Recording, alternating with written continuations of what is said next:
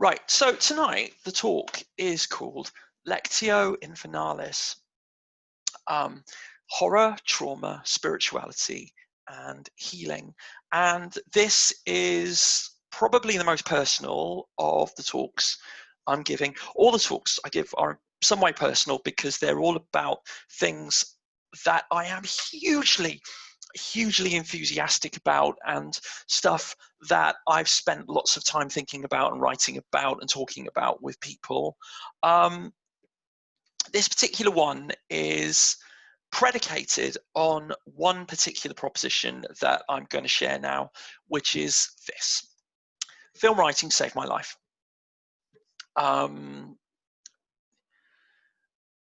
To put it succinctly, in as much as I could ever put anything succinctly,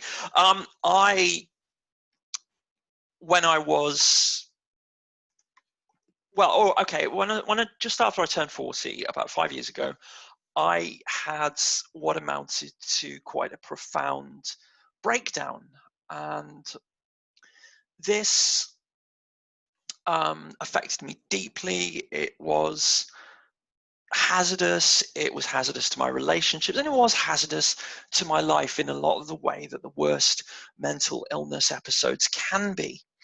And I spent, a year really not knowing what to do. A lot of terrible stuff happened. I sort of threw myself into work and all sorts of things. And then around October 2016, I was like, you know what? I'm going to have a Halloween movie marathon, and I'm just going to write about it, because writing about it is the thing that helps me. And this ballooned.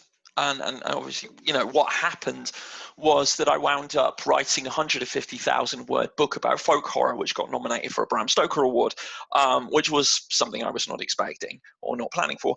But the side effect of this was writing about films that were mostly, but not exclusively, horror, was in itself therapeutic and supported me in a way that no amount of counseling or therapy had up to that point, which is,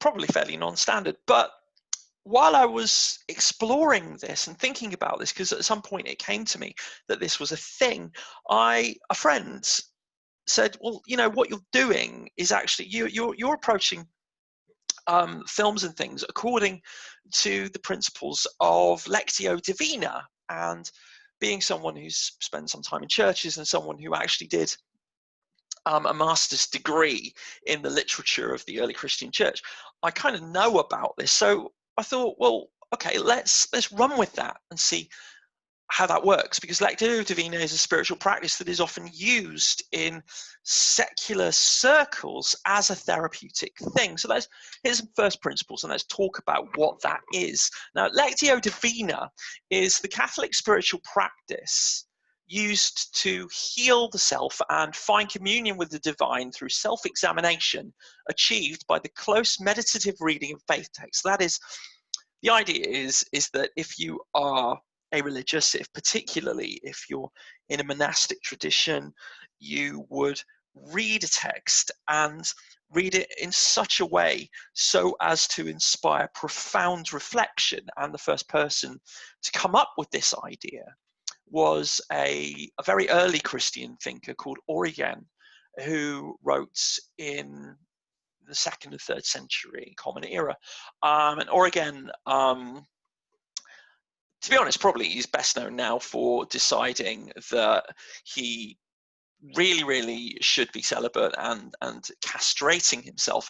But he also wrote lots of spiritual stuff. And he wrote about close reading of texts. He was followed a bit later by the supremely difficult figure Ambrose of Milan, who was both an important father of the Christian church and a really, really ruthless political wheeler dealer who was involved in all of the political scandals of his era, which there were many. There were assassinations and all sorts of things going on while Ambrose in Milan, and he ended up being a diplomat between like rivals for the imperial throne. But he also was a teacher of various well-known Christian leaders, and he came up with this idea of Lectio Divina. But one of the other influences on it is actually pagan. One of the other important influences on the idea of Lectio Divina is actually Plotinus, and Plotinus was a Neoplatonic philosopher.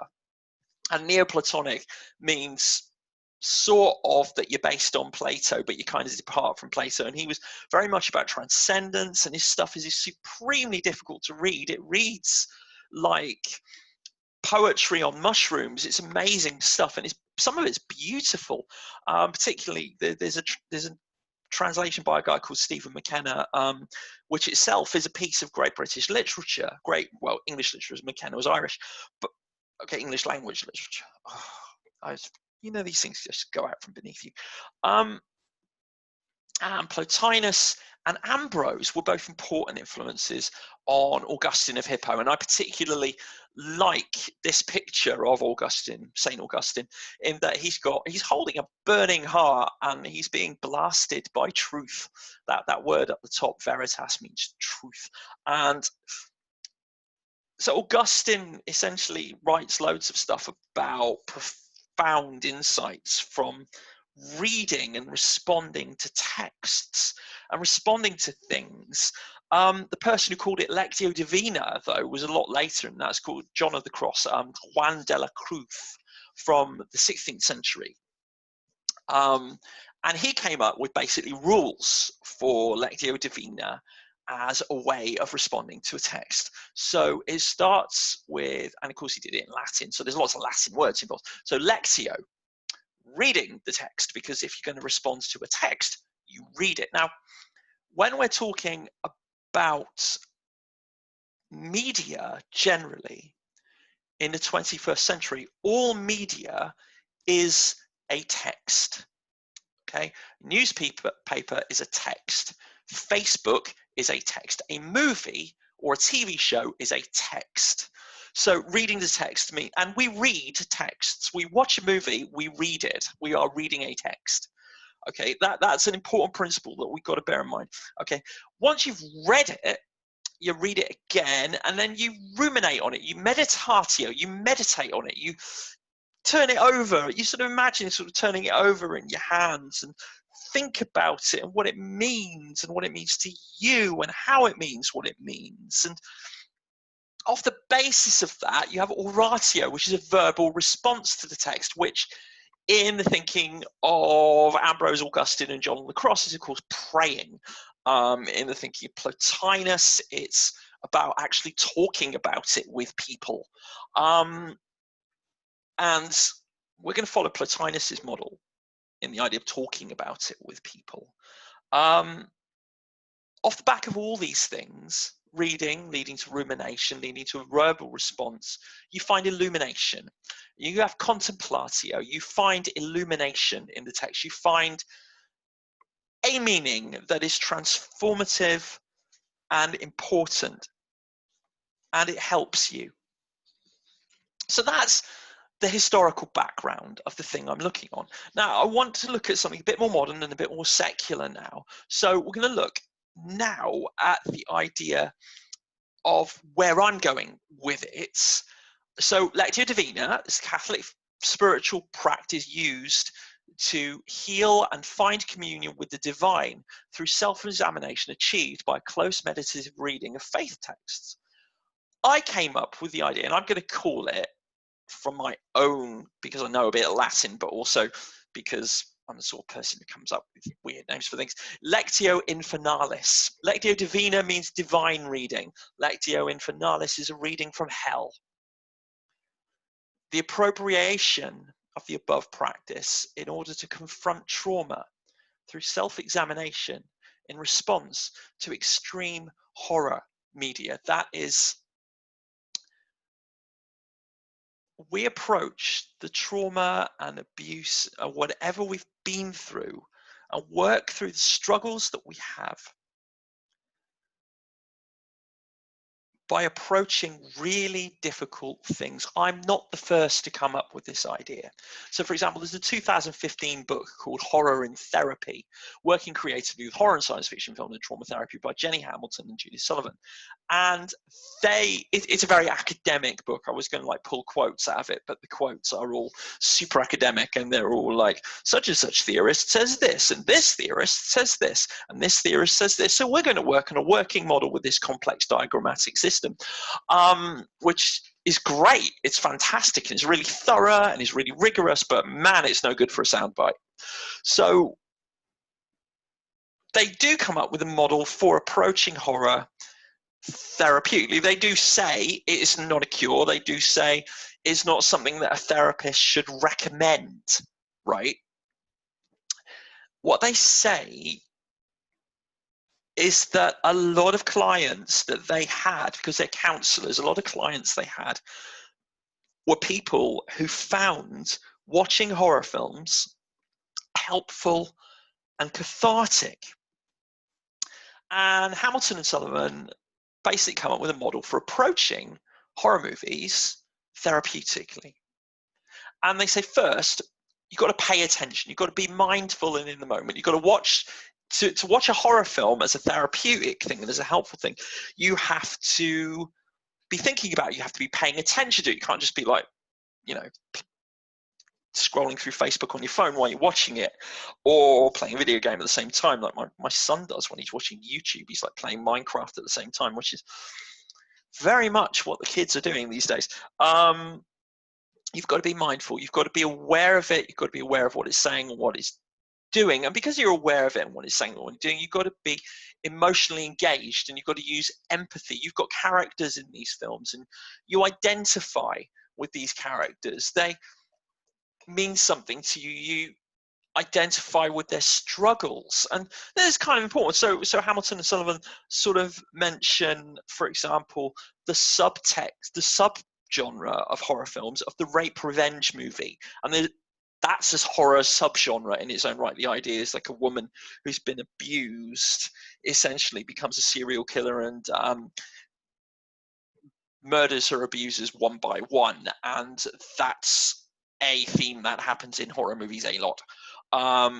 There's, as I said, a whole subgenre of this sort of movie. The most famous one is a movie called I Spit on Your Grave, which was largely seen in the 1980s as a video nasty, but is hugely. But I have a friend a woman whose favorite movie is I Spit on Your Grave, which, yeah, I can't even begin to unpack that, but it's because it's cathartic for her. So actually, I can begin to unpack that. What am I talking about? But it's cathartic for her. She finds it helpful to deal with a history of abuse and things. Off the back of these things, the model is to think critically. So once you've watched the film and you come out at the end and you're like, whatever happens, all the blood or the gore or the violence or whatever happens, or the spookiness or the ghosts or the divine justice or the judgment or the monsters, whatever, you have to think about what it means. You've got to turn it over. You've got to ruminate on it. I have a few principles of my own that I would appendix as an appendix to that, and they're just principles. They're less serious than Hamilton and Sullivan, but I think they're important in the way that we look at things. So the first thing is hate watching never helped anyone. I don't know if you're familiar with the prospect of hate watching, the idea of watching a bad movie in order to dunk on it. I never do that. I always work on the principle that a film is brilliant until proven rubbish, which means that sometimes I'm hugely disappointed when it's proven rubbish, but it means that I approach films generally. There's been a couple of times where I've known something's going to be terrible on the way in, but I approach films, even films that are generally considered to be bad movies or cheap movies or like exploitation movies, I tend to approach them as films that are worth something and have something to say, because every text made in our culture has something to say. There is no such thing as just a story, because a story tells something more than the simple narrative, because the story tells you about where it's from. It tells you about the people making it. It tells you about the world that it is put into. And that includes bad, cheap, exploitative stories. That includes Marvel superhero movies, even, because they tell you something about the world in which they're made in. They tell you about the people that made them. They tell you something even about yourself, weirdly. Okay, off the back of that, spoiler, personal approaches are the best approaches. So they tell us things about ourselves, right? And this is kind of important. They tell us things about who we are. Okay, and that means that if we're going to see these things therapeutically or even spiritually, we have to look upon them from a personal viewpoint. We have to be vulnerable enough to be able to see them as something that can speak to us. And the final one is, don't be scared of spoilers. Because the big thing in film discourse at the moment is the spoiler warning, the idea that actually you shouldn't give away the plot of something. Sometimes you've got to give away the plot to talk about something. Sometimes you've got to give away the plot to be prepared. If you have a personal trauma, you've got to be able to know if you've got to be able to work out if you can take it. And that's important. So sometimes it's useful to have a warning. It's useful to have a warning of what's in there. And I mean, people get very uptight about the idea of content warnings, the idea that you might be warned that something is in there. But a content warning is literally the opposite of censorship. It's not stopping you watching a movie. What it is doing is saying, you are informed and you're an adult and you're big enough to be able to make your decision as to whether you are able to cope with this, which for a horror movie is important. So what we're going to do now is we're going to look at 3 films that I watched, 2 of which I really love. One I don't love at all, but which profoundly affected me nonetheless, and which was useful for thinking about things. And these 3 films I'm going to look at are all, well, 2 of them are what one might think of as extreme. In fact, the first one we're going to look at, the first Lectio, if you like, is Andrzej Żuławski's 1981 movie, Possession. Now, Possession stars, as pictured, Sam Neill and Isabella Gianni as Mark and Anna, who are a couple. They live in West Berlin, quite near the Berlin Wall. As it turns out, the Berlin Wall is sort of a big sort of symbolic thing in this movie. Mark is a spy. He comes back home from being away on missions to his wife and young son and discovers that his wife is going to leave him. And she's been seeing someone else. And she's walking out on him. And he can't cope with it. He's a terrible human being. And for the first half hour of the film, you see essentially a screaming breakdown. Like, you see, she's got blood on her mouth here. They've just had a massive row. The blood in her mouth is actually what is from a self-inflicted injury. Their argument has just spilled on the street and caused a literal car crash. It's really hysterical. And the most horrible things in the movie are the marriage breakup scenes, the rows and things. Mark meets who he thinks is Anna's lover. Well, she is Anna's lover, a guy called Heinrich, and Heinrich is better than him in every way. Heinrich is a philosopher professor who's a black belt in Kung Fu. No, really. And who is hugely romantic and apparently dynamite in bed. But there's more to it than that, because Anna has a crisis that goes beyond the earthly going on. And this is a picture of her. She goes to the cathedral and she has this terrible sort of spiritual crisis that ends with her going insane in the um, in the Berlin subway, and giving birth to a tentacled thing that she then keeps in a dilapidated flat in a nasty part of Berlin, unbeknownst to Mark or Heinrich. And it then grows into a doppelganger of Mark, and she kills in order to protect it. And you see her making love with the unmade creature. And but this is intercut as it goes on. The sort of story falls apart. We see bits of other films, bits of cine film of her abusing one of her pupils at the ballet school. You see, you start, the timeline gets fractured. Everybody seems to be traumatized in some way. Mark's last mission comes back to haunt him. He meets a doppelganger of his wife, a woman who looks exactly the same, except she's blonde and got different colored eyes. And it all collapses and falls apart, and it all sort of surrounded by this creature. Everybody is in pieces at the end of the film, and at the very end of the film, the bombs fall and the apocalypse begins, and the action of the film ushers in the end of the world. And it is the most fraught and hysteric film you could possibly imagine. For years, it wasn't actually even available in its original form. When it was distributed in the UK and America, they cut half an hour off it, added some weird special effects, and so it made even less sense than it does already. And it wound up being one of the video nasties that were part of the controversies of that time, and was banned for a while as a video nasty. It finally got its full release in 2016, where I saw it, and it's actually my favorite horror film. And it's my favorite horror film because this is what it feels like to be in a constant state of anxiety,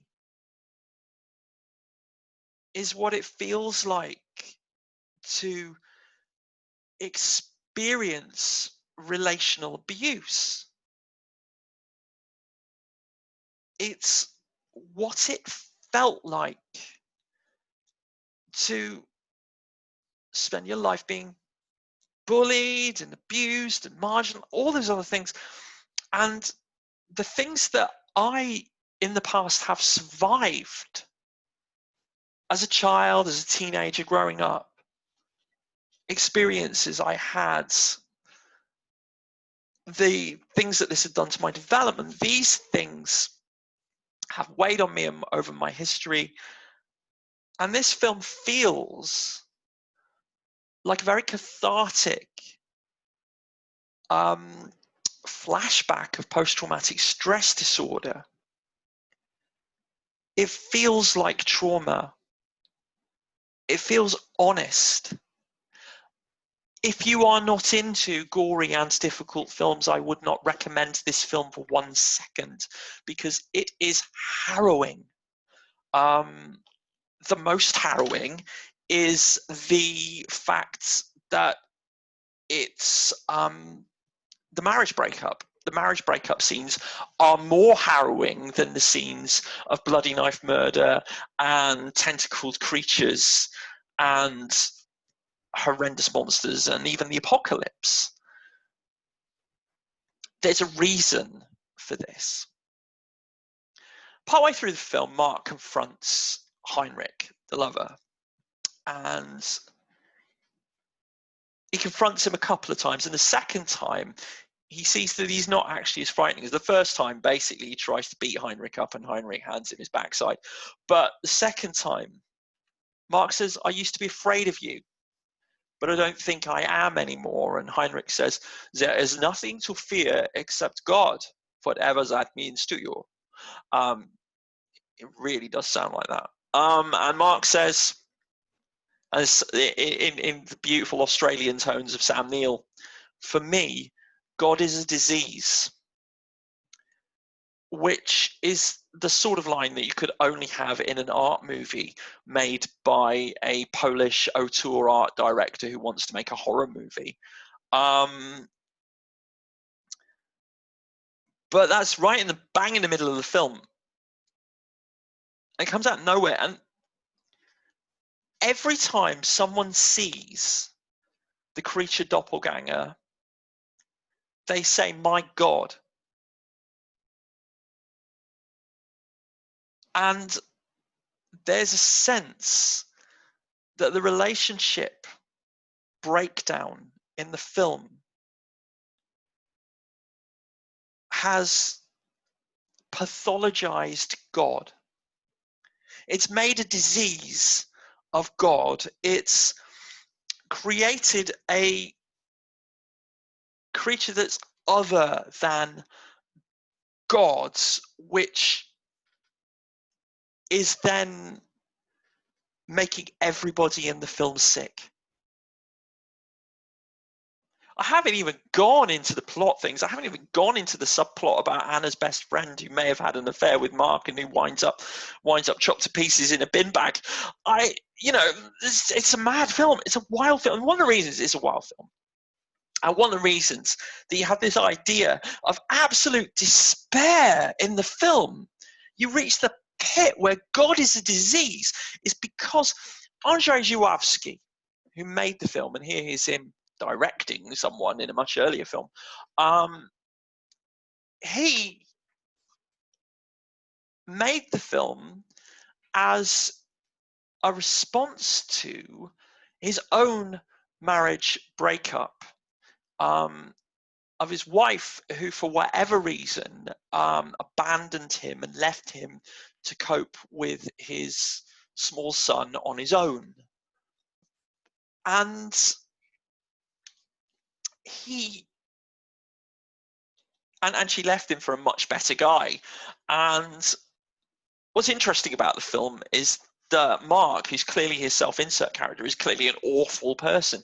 And Żuławski's kind of not a great person. He's known for abusing his actors and actresses, particularly Isabella Gianni was so traumatized by the movie Making Possession that she actually resorted to self-harm for a bit and vowed never to work with Żuławski and never to do another horror film, because she'd actually been in horror films before that. Her other famous horror film is Herzog's Nosferatu, for what it's worth, which is kind of another bonkers film, but a much safer proposition than this, frankly.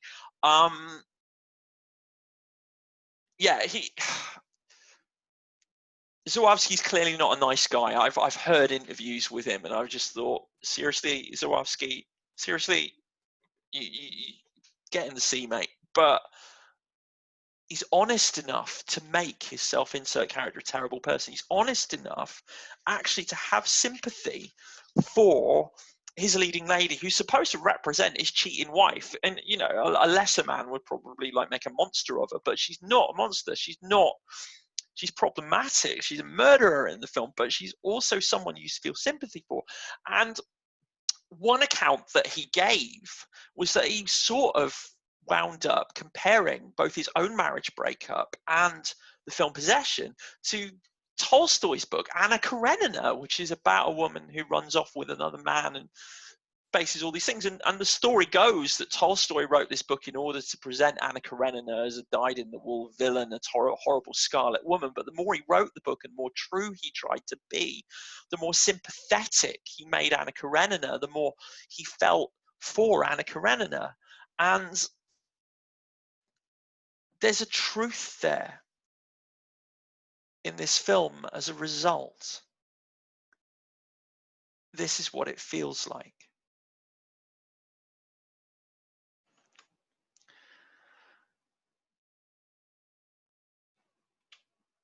In 2008, Pascal Laugier made a film called Martyrs, and Martyrs was remade. There's a terrible American remake, which is terrible, and you shouldn't watch it. But to be honest, you shouldn't watch Martyrs either. And Martyrs is not a bad film, but Martyrs is possibly the most harrowing film.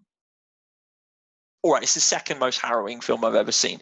The most harrowing film I've ever seen is Pasolini's Salo or 120 Days of Sodom. And I remember watching that with my friend John Deere, and we watched it together. And I will never forget the moment halfway through where we start dry heaving in unison at what's on the screen. But seriously, don't watch Salo unless you really, really kind of want to watch an important work of art that you'll never want to see again. A Salo is an important work of art I never want to see again. Martyrs is a horror movie, and it's an important horror movie. It's important enough that the British Board of Film Censors, the British Form of Film Classification as it is now, actually used Martyrs as part of a consultation about extreme violence and horror in movies, because it was one of the most horrible films they could think of. And it concerns two young women, Lucy and Anna. They grew up together in an orphanage. When Lucy was very small, Lucy's the one on the right, Lucy was very small, she escaped from a terrible, abusive cult which has scarred her and traumatized her. Anna spends her life basically looking out for Lucy and helping Lucy and supporting Lucy, and has done ever since they were little girls. But it's gone toxic because Lucy essentially has started tracking down people she thinks are in the cult and gunning them down. And she guns down a suburban family with teenage children. And Anna catches up with her and finds what she's done, and she's horrified, but nonetheless helps her to clean up the bodies and things like that. And then discovers one of them is still alive and tries to get the woman out quietly. Only Lucy finds out and ends the job, and it's horrible. And Lucy can't cope with it, and Lucy is affected by visions of a monstrous clawed creature that stabs her and gashes her and claws at her and tries to strangle her. And eventually Lucy can't take it, and she ends her own life. And then Anna finds out in the basement of this suburban house that they were in fact part of the same torture cult that Lucy escaped from as a kid, and that there's people who've been undergoing horrendous tortures, only she's caught by the owners of the cult, including this nameless elderly woman who essentially identifies Anna as a potential martyr, because what the cult is in its sterile prison basement is an industrial martyr factory. They want to try and bring about the conditions that created the medieval martyrs. And if you're familiar with the martyrdom stories of the early Christians, they are horrible, they are extreme, they are terrible. And the idea is that they're going to undergo the position to create the conditions where these martyrs, at some point, one of them will achieve the point of perfect pain and perfect suffering and achieve transcendence and see God, or at the very least see what is behind the veil at the point of death, and tell the cult, because they don't have to. And the black joke at the end of the film is that Anna does achieve this point of martyrdom after undergoing unbelievable tortures, which are explicitly presented for half an hour solidly, just dreary, painful violence for half an hour, until the end of the film. She achieves this point of perfect transcendence. And the old woman comes and asks her what she sees. And she whispers it in the old woman's ear. And everybody in the cult is assembled waiting to hear what happens. But the old woman, because she thought that she could actually just pay for a martyrdom and just make a martyrdom happen artificially, obviously hasn't undergone the terrible sufferings that Anna has, and is therefore not equipped for it, and therefore blows her own brains out at the end of the film so no one finds out. And because you can't find out what's beyond the veil unless you've actually earned it, and there are some things that you can't buy, and there are some things you can't make artificially.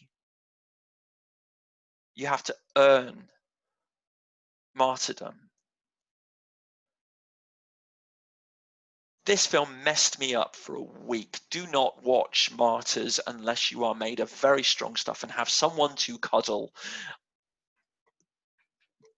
But let's think about it, because I thought about martyrdom, about things. I'm not going to go into the final torture explicitly, but I'm reminded by St. Bartholomew, who's one of the 12 disciples, and St. Bartholomew is famously known for having been skinned alive. That's how he died. And this particular statue of him is publicly visible in Milan Cathedral. And it's St. Bartholomew sans skin. And he achieved that state of perfect bliss and saw God before his martyrdom happened. And of course, martyr comes from a Greek word. Martyr comes from the Greek word meaning a witness. It comes from someone who sees. It comes from someone who's able to talk about what they've seen and bring it back and explain stuff. It's about someone who's seen a thing. And it's interesting that once again we have a character called Anna. In the Bible, in Luke chapter 2, there is an occasion where Jesus, who is, presented in the Bible as the Savior of the world, is presented at the temple shortly after being born. And she's presented to an old man called Simeon and a woman called Anna, who has been waiting and suffering in pain for her entire life to see God's Son born, and prophesies over him and can now die.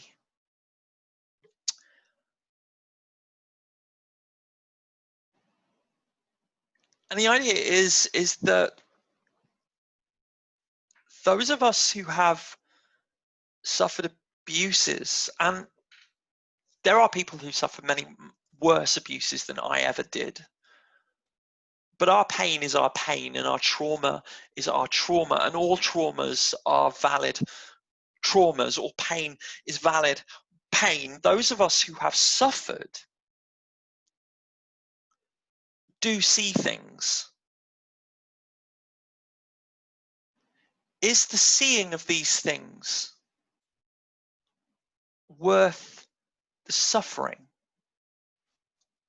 I don't know. I mean, this psychologically talking, I remember at around the time that I was having my breakdown, I briefly had a job working with teenagers who had no home. And although it didn't end well, and although I wasn't equipped to keep the job, I was told quite early on that I saw things that other people didn't, and that I had empathy for these young people that other people didn't.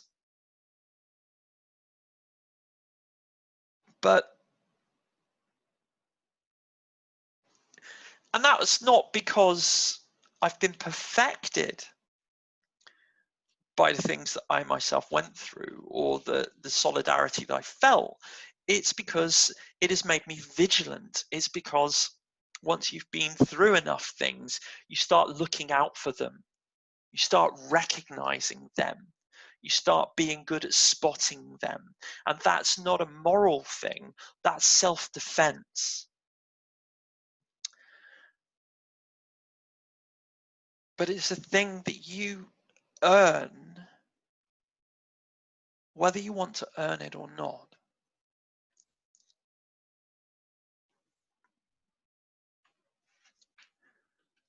After that, I'm going to go to something a little less horrible. It's still pretty horrible, but a little less horrible. I want to talk about a film called Upstream Color, which came out in 2013. In Upstream Color is the story of Chris and Jeff, who are a couple who, well, they meet after having been through a terrible traumatic experience. Both of them have been injected with a parasitic worm, which makes them utterly susceptible to suggestion. While having been injected by a criminal with this parasitic worm that controls their minds, they become no longer able to control themselves, and they're no longer able to trust their perceptions. They are told lies about what happened to them. They have no memory about what happened to them, but all of their money and their lives are stolen from them. They face the most literal and extreme form of identity theft.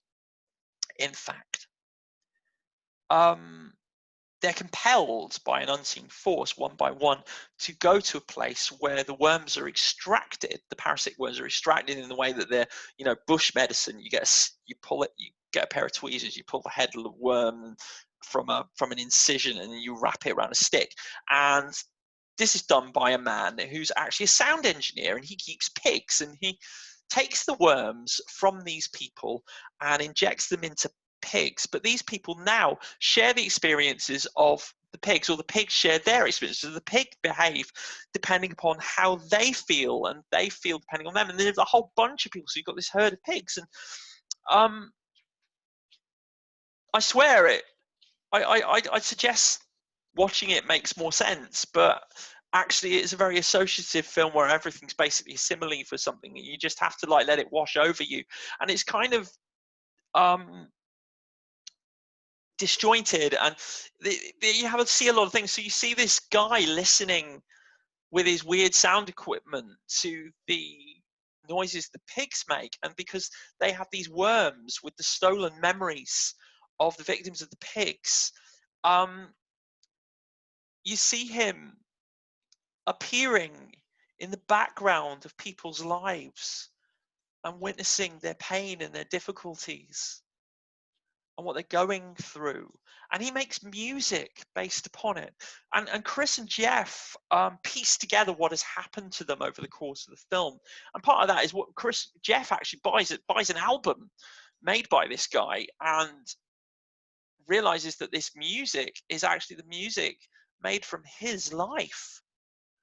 Eventually they stop this thing happening, and they find a kind of closure in falling in love. But as Chris and Jeff fall in love, as they try to work out who they are,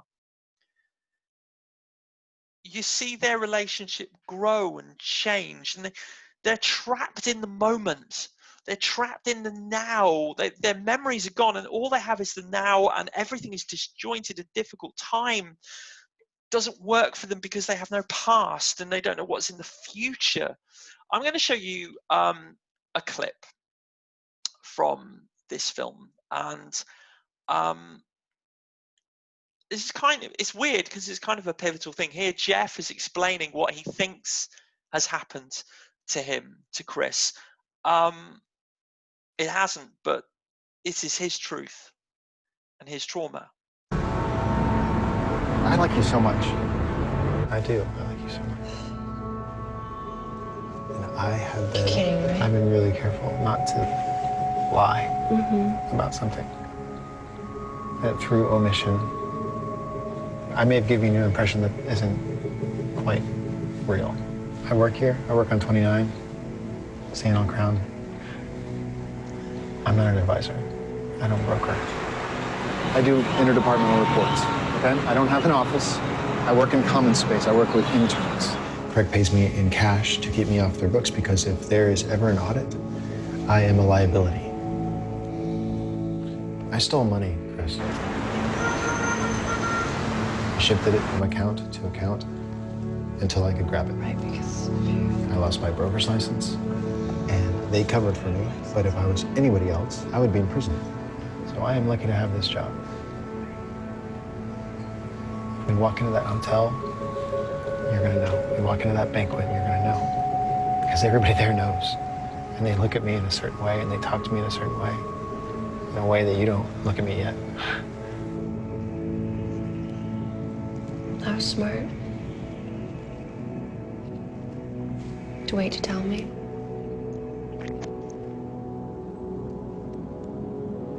I'm sorry.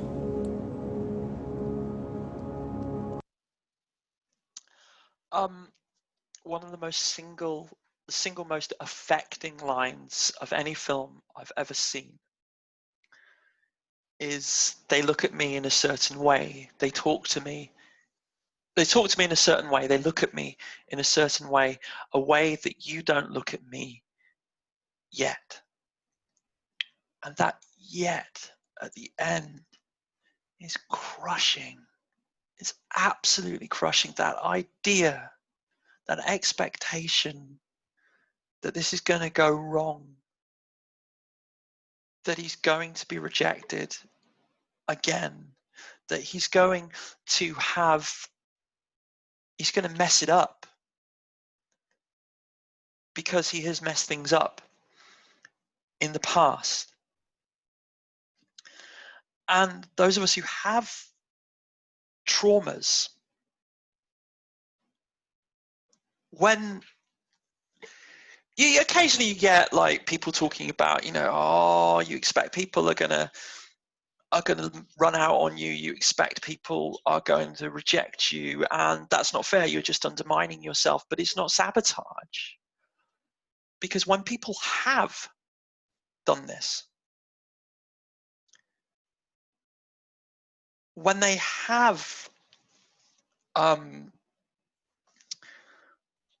run out on you, when they have rejected you, when they have betrayed you, and when you are led to believe it is because of something you are or something you did, that's different. The anxiety there comes from knowing that the worst has happened. When someone says cheer up, it might never happen, you know that's a lie because it already has. And as someone who recently found out that they were autistic, and that a lot of what they experienced at the hands of various people over the years essentially boils down to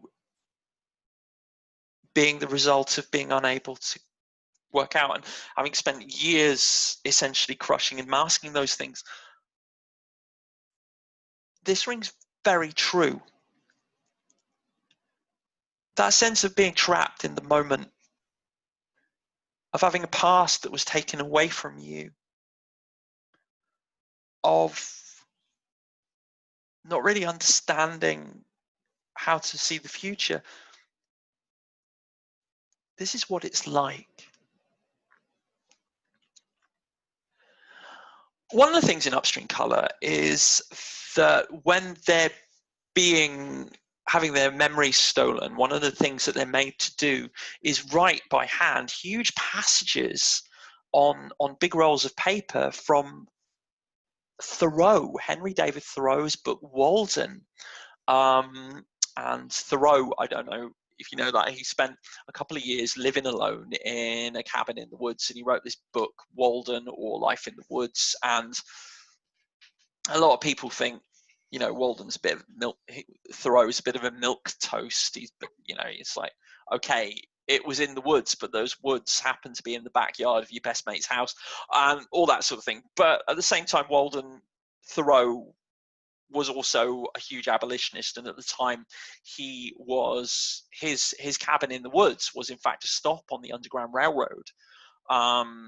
So I've got time for Thoreau. You read Walden and you think, I don't know. But the thing about Walden, it's all about being in the moment. It's all about being there. It's all about experiencing things, about making things yourself, building your own cabin, building your own home, building things from scratch. And Chris and Jeff in the film Upstream Color have spent days endlessly writing and rewriting passages from Walden so they know it off by heart, even though they don't remember it. At some point, they pick up a copy of Walden and they're like, "Oh my God, I know this." And there's a scene where Jeff's reading passages and Chris is finishing the sentences and they're horrified by this. But he talks about the transience of memory and he talks about the transience of life. And he says things like this: the rays which stream through the shutter will be no longer remembered when the shutter is wholly removed.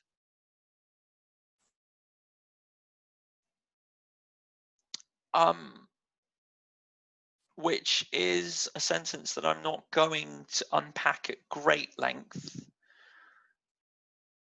but which concerns memory. For me, I think about how, people talk about how there are the occasional little rays of light that you have in really difficult times. But when those difficult times are gone, you don't remember the rays of light that keep you going. You just remember the difficult times. I'm aware, I remember those tiny goods, but they're not the main thing I remember from my experiences.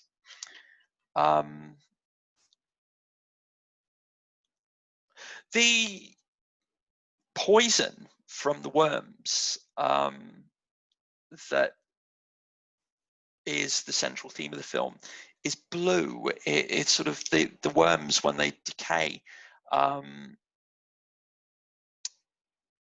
are essentially lay their eggs inside of and wind up inside blue flowers. There are these blue flowers which come from the decay of the worms coming down the river, from dead pigs that die, that parasitized pigs that die, and they're just dumped in the river by the sampler.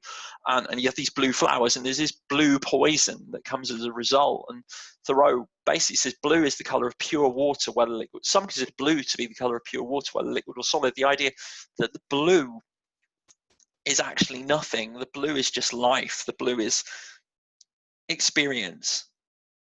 In a lot of ways, the poison in the film is what you might think of as the Thoreau poison. After Thoreau died, Thoreau's friend Emerson, Ralph Waldo Emerson, also a poet and writer, spent a lot of time thinking about Thoreau's influence, and he was really not impressed by Walden. He thought it was rubbish, but he was really kind of concerned by the fact that, there were people. Someone apparently actually killed herself after reading Walden because it was all there was to do, and she thought it was like a beautiful and important thing to do. And Emerson wrote, "I see the Thoreau poison working today in many valuable lives, in some for good, in some for harm." And this book has a lot of good in it, but you read it and there's a lot about abandoning the human race, and there's a lot about being so trapped in the moment that what is there for you? There's something in the book that denies basic humanity, and there is a sort of poison in it, and that poison of being trapped in the moment, of being trapped in the now.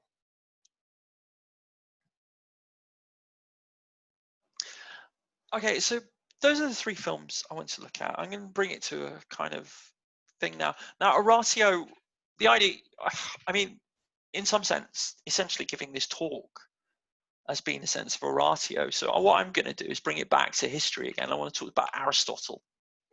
And Aristotle wrote a book. Well, the first thing is Aristotle discovered that the world was round.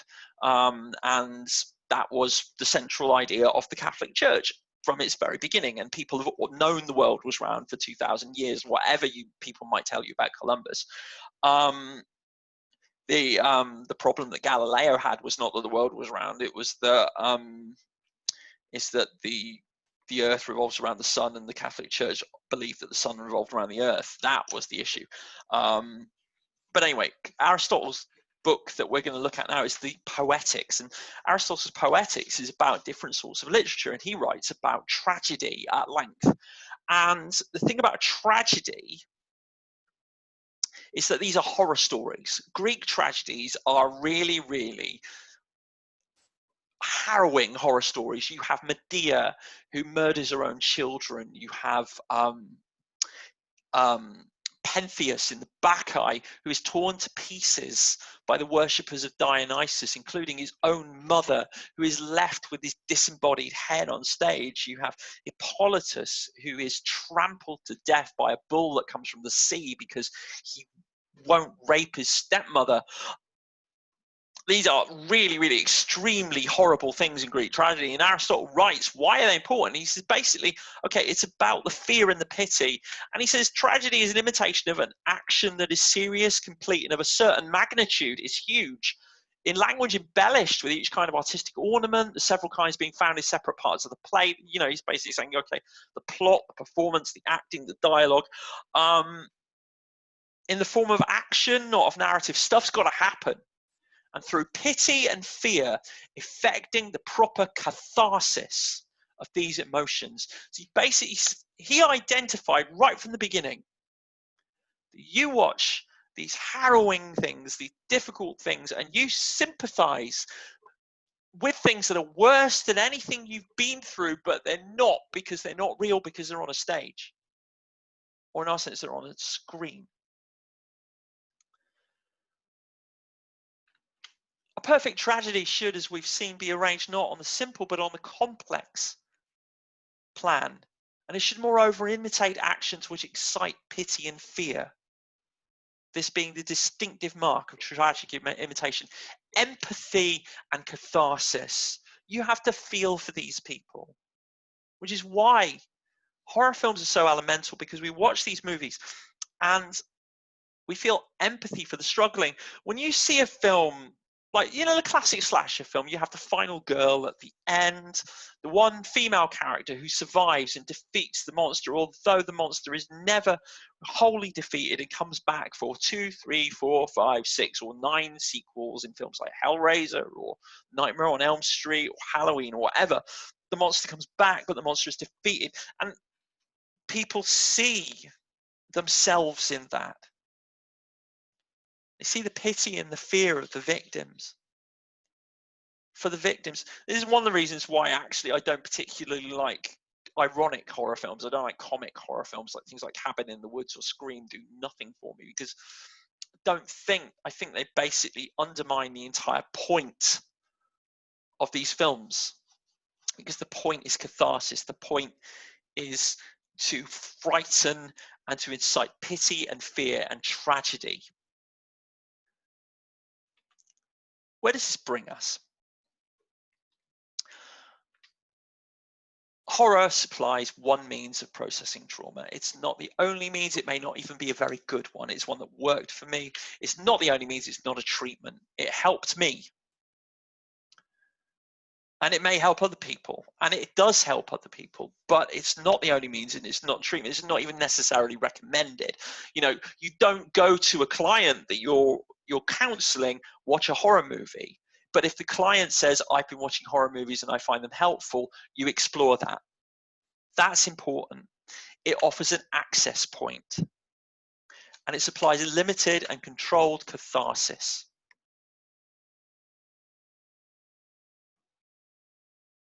But the end of this is a point of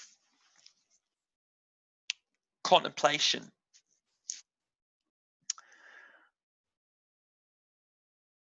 In talking about this over the last few years,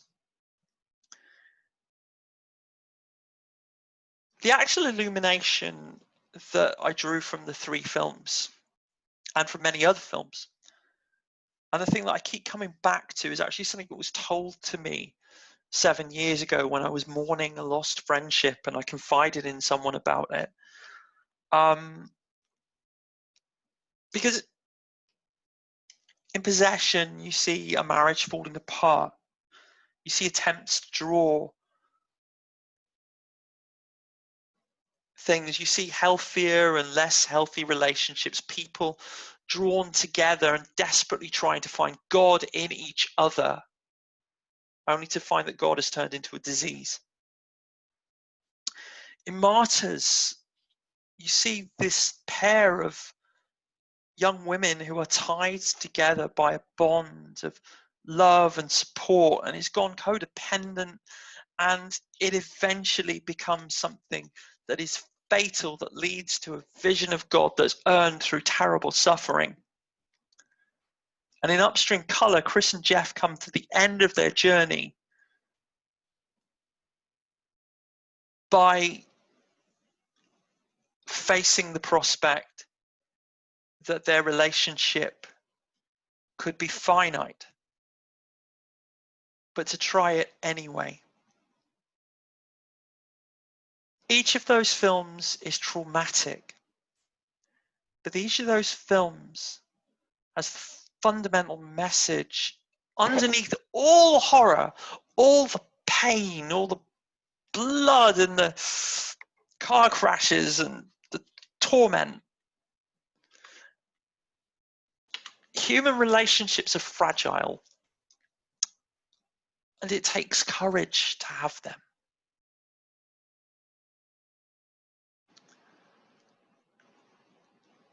And the basis of this,